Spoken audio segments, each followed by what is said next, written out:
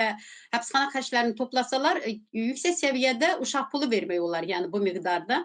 Və çox təəssüf olunsun ki, əslində mən bu gün Azərbaycan hakimiyyətində oturan insanların hamısını sanki bu xalqa düşmən hesab edir. Yəni parlamentdə oturan bu qədər insan heç birini təşəbbüsdə belə bulunmurlar. Bir adam tərpənmir, bir adamın dilindən çıxmır ki, axı mənim gələcəyimdir bu uşaqlar, bizim gələcəyimizdir, vətənimizin övladlarıdır. Nə əsasla biz bu uşaqlara uşaq pulu vermirik? Yəni bu artıq belə çıxır ki, siz o parlamentdə oturan insanlar bizim ölkəmizdə insan artımının və soydaşlarımızın yəni insan artımının tamamilə əksinədirlər. Yəni bir mənalı bu cür dəyərləndirmək lazımdır. Bu cür də bəyan etmək lazımdır ki, bu gün ölkəmizdə uşaq pulunu verməyən hakimiyyət bizim ölkəmizin, bizim xalqımızın düşmənidir. Çünki bugün ən kasıb ölkələr belə öz uşaqlarına, yəni yeni doğulan körpələrinə ən azı 3-5 yaşına qədər müəyyən müavinətləri ödəyirlər. Bir insanlar oturub bu sadə bir məntiqi də oturub düşünə bilmirlər ki, axı mənim səsimlə formalaşmış əgər dırnaq içində desək və mənim hüquqlarımdan, mənim səsimdən asılı olan bir hökumət nədən mənim uşağıma pul vermir? Demək ki, bu artıq mənə qarşı bir düşmənçilik ruhudur, siyasətidir, başqa bir şey deyil. Ona görə də bugün boşanmalarla bağlı məsələni də biz ümumiyyətlə uzun müddət mən ailə münaqişələri ilə çalışmışam və onun çox nədən yaranır və bu problemlərin yaranma səbəbləri nədir? Biz bununla bağlı həm seminarlar keçmişik, eyni zamanda müdafiə işi aparmışıq, aktiv müdafiə işi aparmışıq. Yəni əslində bunların hamısı həm ailə məcəlləsindəki ciddi boşluqlarında və eyni zamanda məişət zorakılığı haqqında bir qanun qəbul ediblər, ondakı boşluqlardır. Yəni bunlar hamısı sadəcə deklarativ xarakter daşıyır. Heç biri ölkədəki mədəni, mənəvi və ənənələrdən gələn dəyərləri müdafiə edəcək gücündə deyil. Ona görə də bu boşanmalar ölkəmizdə çox ciddi bir fəlakətə gətirib çıxardı və bunu da ən çox ağırlısını bəzən kişilər də çox bunun ağrısını çəkir, bəzən qadınlar çəkir. Yəni biz bunu ayıra bilmərik ki, mütləq ki, yalnız qadınlar çəkir, yox. Məsələn, kişilər çox vaxt bizim indi dəyərlərimizə görə öz məsələn problemlərini ictimailəşdirmək istəmirlər. Amma nəzərə alaq ki, bu prosesdə əziyyət çəkən kişilərin də sayı çoxdur. Və bugün millət vəkilinin də adını dırnaq içində millət vəkili desək də belə desək və həqiqətən utanmırlar. Niyə? Çünki bizim toplumun buna qarşı adekvat hərəkəti yoxdur. Yenə də bunu qaydıram. Bizim ölkəmizdə hökumətə qarşı işlək, müxalifət institutları yoxdur. Məsələn, bunlar hamısı bir tək İlham Əliyevi tənqid etməklə və yaxud da ki, onun malını, mülkünü millətin gözünə soxmaqla olmur. Və bu necə bu İlham Əliyev şişdi? Necə bu ölkənin mülkiyyətinə sahib çıxdı? Çünki o qarşısında müəyyən bir xalqı görmədi. Ondan hesab tələb eləyəcək xalq olmadı deyən artıq o irticaçı böyük bir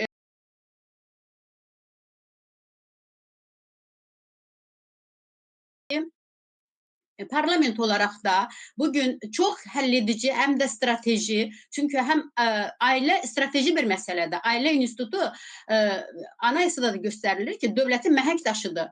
Çünki ilk şəxsiyyət 6 yaşa qədər formalaşır. Yəni psixologiyada bu bir mərhələdir. Bizim də çox yaxşı bir atalar məsələmiz var. Bunu hər kəs bilməlidir. 7-sində nədirsə 70-də odur. O sonra eğitim alıb çox yaxşı bilim adamı ola bilər. Amma xaraktercə o mükəmməllik olmur. 6 və 7 yaşa qədər, ən çox 6 yaş psixologiyada bölümdür. Bizim atalar məsələ yəqin ki, bizdə 7 yaşa qədərdir. İnsan xarakteri qurulur və bitir. Və bundan sonra insan nə qazanırsa bilik və bacarıqdan qazanır. Xarakter dəyişmir. Və bu xarakterin bu dövrü isə biz dövlət ciddi nəzərə almalıdır. Həm onun eğitiminə, həm maddi təminatına xüsusi diqqət yetirməlidir.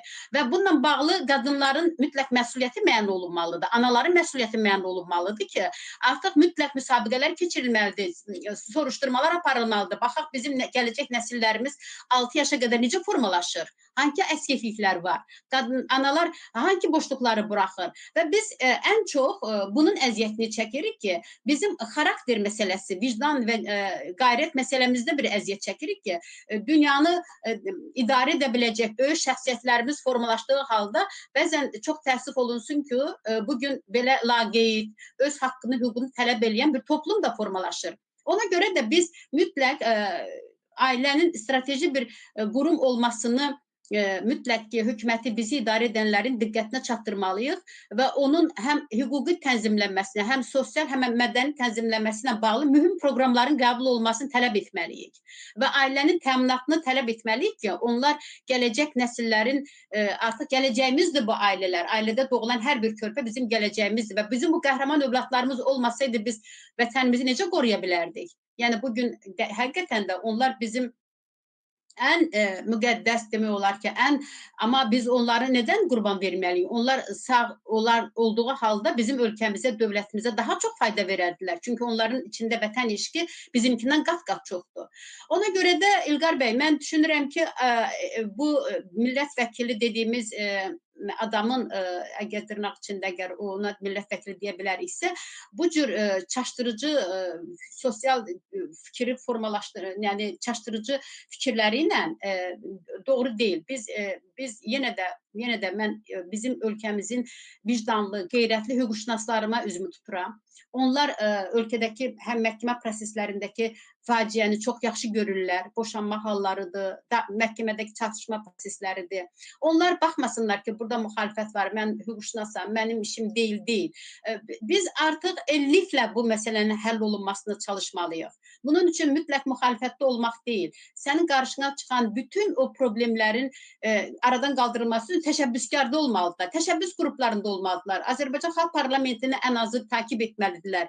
Onlar bu platformanın, sosial platforma çox mükəmməldir. Yəni artıq hər kəs bir-birinə çox yaxşı təmasda ola bilir, fikir tartışmasında ola bilir. Müəyyən qərarların qəbul edilməsində aktiv iştirak etsinlər.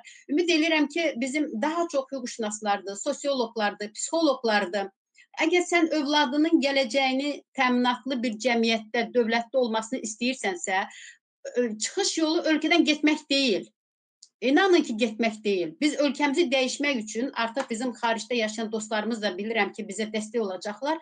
Ölkəmizi dəyişmək üçün biz bu qayrəti göstərməliyik və bu cür çıxış edən məmurları yerindəcə susturmaq lazımdır. Artıq onların söz danışmağa müəyyən bir utansın onlar. Utanmasalar da ən azı qorxsunlar. Qorxsunlar onlar, bir desinlər ki, məni döyərlər, mənə bir zərbə yetirərlər, mənim bu cür danışmağa haqqım yoxdur. Yəni ona görə də biz artıq ölkəmizdə ailə institutunun qorunmasında, çünki kifayət qədər mən 2000-ci ildən bu yana qadın siyasəti yerlə yeskan oldu və insan alveri məsələsi bizim artıq ailə institutumuzun da kütləvi şəkildə pozulmasına nədən oldu. Bu ayrıca bir strateji bir məsələdir bu. Məncə bununla da bağlı biz ayrıca bir söhbət açmalıyıq. Bu məqsədli şəkildə qurulmuş və süni şəkildə biz o prosesin içində gələn şikayətlərdən məlumdur. Mənim müdafiə işimdə çoxlu sayda bu cür faktlar var və bununla bağlı televiziya proqramlarında iştirak etmişəm və o şikayətçilərin orada söylədikləri keyslər var. Bunlar hamısı göstərir ki, bu heç də bizim xalqımızın ənənəsinə aid olan bir məsələ deyil və boşanma hallarının da çoxu məhz bu siyasətin ayaq tutub yeriməsi oldu. Ona görə də biz məsələyə biraz daha şaxəli baxmalıyıq. Bu tək bir boşanma faktı kimi deyil. Bu bir strateji bir məsələdir. Ölkəmizdə ailə institutunun dağılması üçün məqsədli şəkildə qadınların bu məsələdə xüsusi olaraq bir alət kimi istifadə olunmasıdır. Ona görə də ümid edirəm ki, sizin kimi təəssübkeş jurnalistlərimiz daha çox olacaqlar. Sosial şəbəkələrdə bu məsələlər daha geniş müzakirə olunacaq və çıxış yolları mütləq tapılacaqdır. Bizim xalqımız öz dəyərlərinə və öz demokratik dəyərlərinə, bizim milli dəyərlərimiz özü demokratiyanın mayasıdır. Mən baxıram, məsələn, Avropa institutlarının qurduğu, məsələn, Amerikada hüquqi dövlətin formalaşması prosesini mən izləmişdim və Skandinav ölkələrində yaranan, mən baxıram, bu demokratiyanın elə mayası, qayəsi bizim dəyərlərimizdədir. Biz bunu sadəcə qanunlara gətirə bilmədik, bunu ifadə edə bilmirik və biz buna görə də mütləq o dəyərlərimizə qayıdıb, hələ milyon illər biz bu dəyərləri idarə etmişik. Ona görə də mütləq ki, biz bu milli ruhlu, demokratik dəyərli qanunların yazılmasına, vətəndaşların maraqlarını ifadə edə biləcək, onların mənafini müdafiə edə biləcək bir sistemin formalaşmasına nail olacaq. Mən Xalq Parlamentinə çox böyük ümidlə yanaşıram. Bizim xaricdə yaşayan soydaşlarımız oradakı təcrübələrindən də bizə çox böyük təsirləri olacaq. Ona görə də artıq Zahid Oruç kimi belə yəni köhnəlmiş bir insanın zərərli bir fikir söyləyən bir insanın bu ictimaiyyətə belə bir fikir söyləməsi cəsarəti olmayacaq. Biz artıq bu parlamentin deputatları var, ha, məsələn, o da yatırlar ümumiyyətlə. Heç ümumiyyətlə oturduğu kreslonun məsuliyyətini anlamayan o parlamenterlərə biraz yəni artıq onların danışmaq haqqı olmasınlar deyə biz xalq parlamentində bu cür məsələlərin həm hüquq müstəvisinə daşımaq, həm sosial, həm mədəni müstəviyə və uluslararası müstəviyə daşımaq üçün yəni çox vacib məsələdir bu. Daşımalıyıq da və bu millətin gerçək potensialı, gerçək dəyərlərin mütləq biz sunmalıyıq ki, biz bu parlamentə layiq bir xalq deyilik. Bizim gerçək dəyərlərimiz, gerçək insanlarımız bunlardır və biz bununla bağlı çalışmalarımız bundan ibarətdir. Mən buna çox ümid eləyirəm. Mən çox təəssüf eləyirəm ki, hələ də bu cür insanların fikri bugün sosial kamuoyunda, bugün televiziyada, mətbuatda bunlar səslənir. İnsanların eşitdiyi bu fikirlərdir. Televiziyadan, mətbuatdan və bunu ən tez zamanda xalq parlamentinin müzakirələri, qərarları artıq mətbuata yayımlansın ki, insanlar artıq alternativlərini görsünlər və çıxış yollarının da iştirakçısı olsunlar, özləri iştirakçı olsunlar. Biz insanlarımızı bu prosesdə iştirak etməyə dəvət edirik ki, onlar özləri iştirak etməsələr, o çıxış yolları da, həlli yolları da ortaya çıxmayacaq. Təşəkkür edirəm Sədaqət xanım. Cavanşir bəy, Avropada da müəyyən və ciddi problemlər var bu ailə nüfusu ilə bağlı, əhalinin artımı ilə bağlı. Onlar hansı metodlardan istifadə edirlər? Ümumiyyətlə, yəni orada da qanunlar qəbul olunanda düşünürlər ki, vətəndaşlar bundan sui-istifadə edə bilər. Belə bir ehtimallar var deyənə, vətəndaşın xeyrinə olan qərar qəbul etməyə. Yoxsa necə? Ümumiyyətlə, orada vəziyyət necə tənzimlənir? Buyurun. Çok sağ olun. İlk önce evvelki suala bir daha münasebet bildireyim.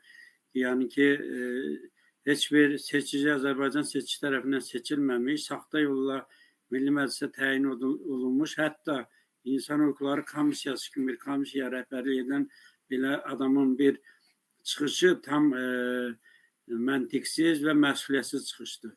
Çünkü onun hiçbir nə hüquq əsası var, nə heç bir ciddi əsası yoxdur. Siz yaratmaq istəyirsinizsə, ilk öncə bir uşaq pulu fondu yaradın. Bildiyimiz kimi 2005-ci ildən rəsmi olaraq Azərbaycanda uşaq pulu verilmir.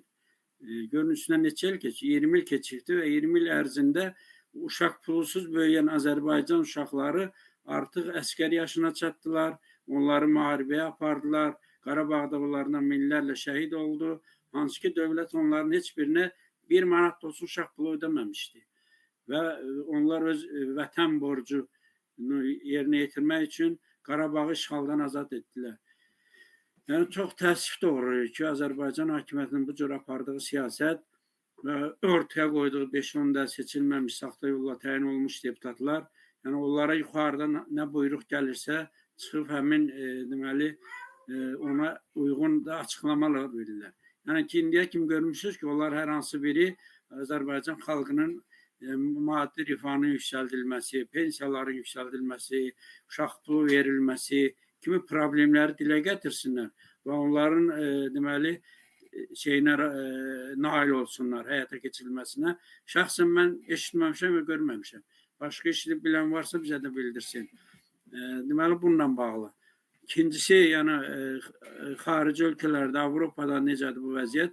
Burada əlbəttə ailə dəyərləri müəyyən mənada qorunur. Yəni bizim mentalitetdən fərqli olaraq Avropa ölkələrində, əsasən də Almaniyada ailə dəyərləri onun xüsusi bir qaydaları var, adətləri var, qanunları var onun haqqında.